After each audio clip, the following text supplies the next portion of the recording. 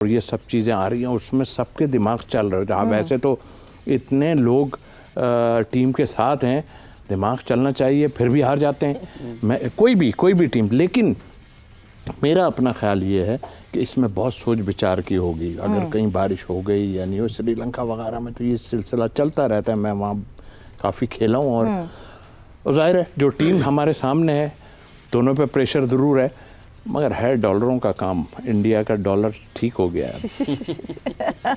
हाँ ये तो है, देखें lucrative, the most lucrative event. अच्छा निदा, जिस तरीके से अभी तौसीफ भाई ने बात की, इसी कंटिन्यूटी में आगे बढ़ते हैं। प्रेशर कितना होता है जब आप ग्राउंड में होते हैं और आज जब आप हमारे साथ यहाँ पर बैठ के मैच देख रही हैं, ट्रांसमिशन गाइस हैं, तो क्या डिफरेंस है दोनों?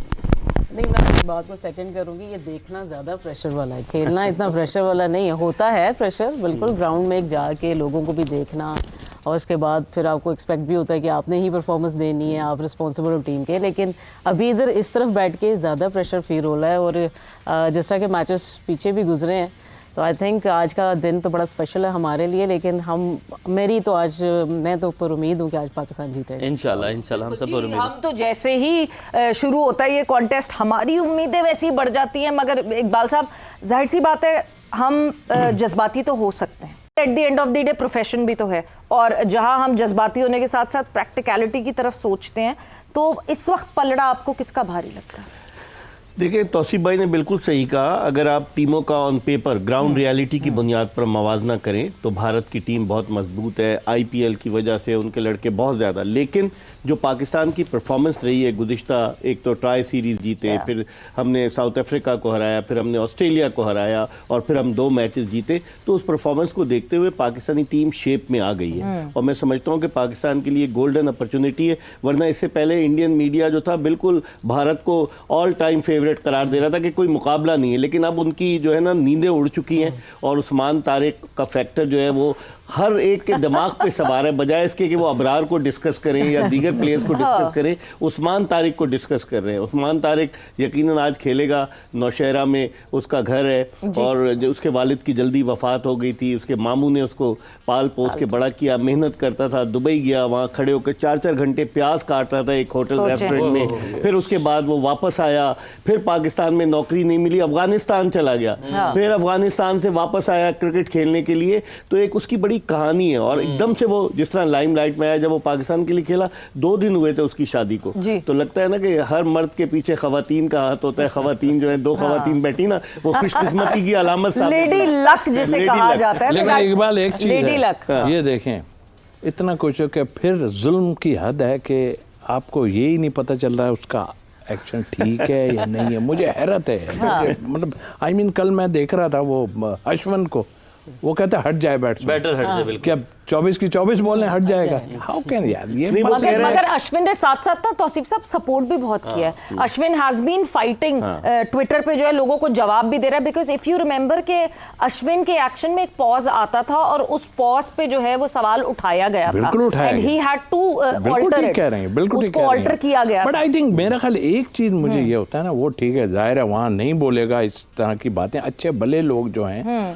वो जाहिर फेवर कर रहे हैं, तो ये सारा हो रहा है। वरना फेयर बात नहीं हो रही वहाँ से किसी भी मामले में, और नहीं करते, उनकी आदत है अपनी जगह। लेकिन हम थोड़ा सा रियलिटी देखें कि आप ठीक है, जो कुछ आपकी गवर्नमेंट कह रही है, आपको कह रही है, तो पीछे तो आप सही से बात कर लो ना। अभी तो आप शोएब मलिक से अभी तो आप मिल रहे थे वहाँ जाके, जो एक वो हुआ था, तो फिर क्या है इसका मतलब इनसाइड जो है ना उनको भी है। ये फेयर बात करना बड़ा मुश्किल है उनके लिए। बिकॉज मैं वो देख रही थी कि कपिल देव साहब किसी उस पे बैठे हुए थे, एक किसी शो पे बैठे हुए थे, और उन्होंने कोई एक कमेंट दिया कि देखें जो बाहर हो रहा है पॉलिटिक्स, ये हमारा कोई लेना देना नहीं है, हम एथलीट्स का कोई लेना देना नहीं है, तो हमसे इस तरह के ना सवाल पूछे ना बात करें।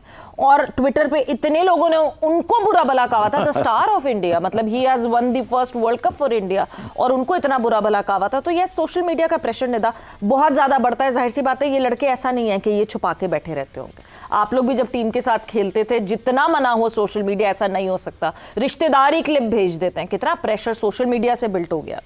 बिल्कुल जी, मैं तो पहले से ये कहती हूँ कि प्लेयर कभी भी नहीं ये चाहेगा कि इस तरह की पॉलिटिक्स आए और ये नो हैंडशेक्स और इस तरह की चीज़ें हों। ये तो बड़ा ऑब्वियस सा लग जाता है कि आपने जिसमें पॉलिटिक्स ही है और दो हुकूमतें आपस में लड़ रही हैं। तो आई थिंक ये बिल्कुल भी क्रिकेट में नहीं होना चाहिए। हमने देखा पिछले कितने सालों से हम बड़े अच्छे तरीके से बातचीत भी करते रहे, हम एक दूसरे से क्रिकेट के ऊपर बात की, उसके अलावा हमने कितनी बातें की, तोहफे तोहफे तक हम करते रहे इतने। आपने वैसे भी देखा होगा कि हमारी भी लड़कियां बड़ी फ्रेंडली हैं, लड़के भी बहुत ज्यादा आपस में बातचीत करते हैं। बिस्मा की बेटी को जिस तरह पूरा वो सारा पूरे वर्ल्ड कप सिनेरियो में आता है, एक दूसरे को ने उठाया, किसी ने कुछ किया। तो आई थिंक ये चीज़ें तो आपके हमेशा क्रिकेट तो आपकी दोस्तियां बढ़ाती हैं, ठीक है, और आपकी यूनिटी बढ़ाती है। तो ये चीज़ें बड़ा इस तरह क्रिकेट में लेकर आना और फिर उसके बाद फिर आपकी दूरियां हो जाना, ये बड़ा मतलब वो उस तरह नहीं हम क्रिकेट को लेके जा सकते। और आई थिंक जो अभी स्टांस लिया है हमने, उसमें इंडिया पे अंडर प्रेशर आया होगा और डेफिनेटली आपको जिस लाइन पे चलना चाहिए वो लाइन हमने पकड़ ली। इकबाल भाई, यही एंगल है, यही स्टोरी है कि पहले जो है वो ताल्लुकात और होते थे क्रिकेटर्स के आपस में, बिल्कुल। और मतलब हमारे जर्नलिस्ट जैसे आप लोग हैं, आपकी भी दोस्तियां थी जो इंडियन क्रिकेटर्स हैं उनके साथ। अब ये जो गैप आया, और तोसीब भाई ने जो जिक्र किया कि अभी जो जद्दा में डबल विकेट टूर्नामेंट हुआ, उसमें दोनों ममालिक के खिलाड़ी थे। हाँ जी, और वो जो सबसे ज्यादा बात इरफान पठान भी उनमें शामिल थे। तो ये किसको दिखाने के लिए और क्या साबित करने के लिए किया जाता है? देखो, मैं जब से 2014 से नरेंद्र मोदी की हुकूमत आई है ना, उन्होंने क्रिकेट में सियासत को इन्वॉल्व कर दिया। अमित शाह, उसके वजीर दाखिला, उनका बेटा 27 साल की उम्र में, आप अंदाज़ा लगाएं, वो गुजरात क्रिकेट एसोसिएशन में आ गया, जय शाह, और उसके बाद आईसीसी का चेयरमैन 37 साल की उम्र में। कोई तसव्वुर भी नहीं कर सकता, ना उसकी कोई क्रेडेंशियल्स है ना कुछ, सिर्फ उसके क्रेडिट पे ही जाता है कि उसने अहमदाबाद का नरेंद्र मोदी स्टेडियम जब बन रहा था तो वो सारा लुक आफ्टर कर रहा था।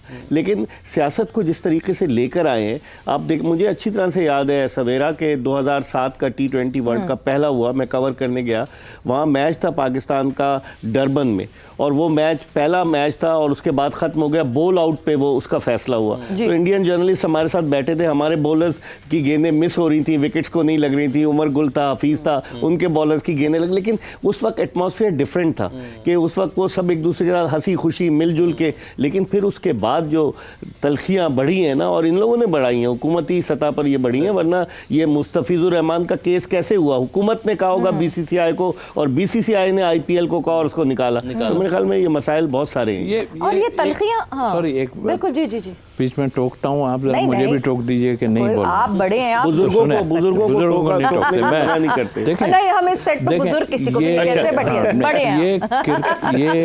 ये इस खेल में आज तक नहीं हुआ। आपने देखा हमारी और भी गवर्नमेंट आई, बहुत कुछ हुआ, सब ये बिकॉज ऑफ हमारा स्टैंड नकवी साहब ने जो लिया ना, और ये सारा जो कुछ हो रहा है ना, ये उनके ऊपर हो रहा है। एक्चुअल मैं ऑनेस्टली बोल रहा हूँ, क्योंकि ये हो ही नहीं सकता कि ऐसा कुछ हो। वो जब एसीसी के बने, वो सारा कुछ हुआ, पूरा जो दूसरी टीमें थी हमारे, जाके मीटिंग हो गई, सारा कुछ गया, वो तो परेशान हो गए कि यार आज तक तो हमारे साथ उठा ही कोई नहीं, अभी ये क्या है?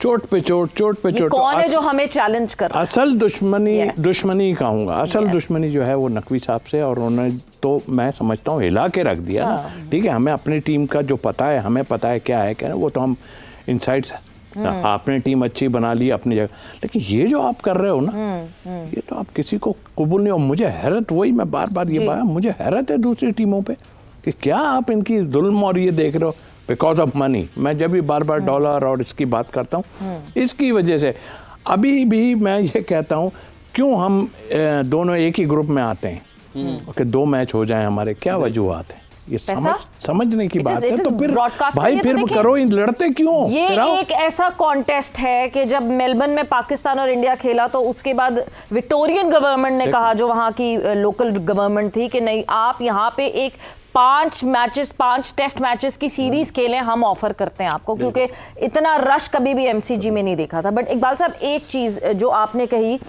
चेंज ऑफ गवर्नमेंट है बिल्कुल, मगर ये गवर्नमेंट रहते हुए ही हमने विराट कोहली को, शादाब को गले लगाते हुए देखा, आमिर को बैट गिफ्ट करते हुए देखा। कभी कभार क्या स्ट्रॉन्ग कैरेक्टर्स बहुत ज़रूरी होते हैं? जब टीम में स्ट्रॉन्ग कैरेक्टर्स हों तो शायद गवर्नमेंट भी उनको उस तरह डिक्टेट नहीं करवा सकती जिस तरह इस वक्त जो इंडिया की टीम है, और वो डिक्टेट हो जाती है। देखिए, जो ये तो जय शाह के आने के बाद हुआ, उससे पहले ऐसा नहीं हो रहा था कि हाथ ना मिलाओ, बल्ला ना दो, मिलो ना। आपने 2023 के वर्ल्ड कप का मैच देखा होगा, अहमदाबाद में Pakistan versus India, Babar Azam ground में खड़ा हुआ बात कर रहा था, तो उस वक्त तो ताल्लुकात बहुत अच्छे थे। लेकिन जय शाह के आने के बाद लगता है उसको कहीं से कोई लाइन मिली है जय शाह के आने के बाद और ज्यादा तलखियां जो है वो बढ़ती चली जा रही है। ये जय शाह से पहले नहीं था, अक्टूबर 2024 में वो आईसीसी का चेयरमैन बना है, उसके बाद से ये सारा। हम ये कह सकते हैं जो सवेरा ने अभी आपसे सवाल किया कि 2021 में जब पाकिस्तान जीता अगेंस्ट इंडिया, उसके बाद विराट कोहली आके रिजवान से गले मिले, बाबर से गले मिले, उनको शाबाश भी दी, मुबारकबाद भी दी, उसके बाद डाउनफॉल शुरू हुआ विराट कोहली का, प्रेशर ज्यादा हुआ, ज्यादा तनकीद का सामना करना पड़ा इस इंसिडेंट के बाद। वो हो सकता है, लेकिन उनकी इक्वेशन, उनकी कनेक्शन जो थे वो रवि शास्त्री से मिल रहे थे, और रवि शास्त्री जो थे वो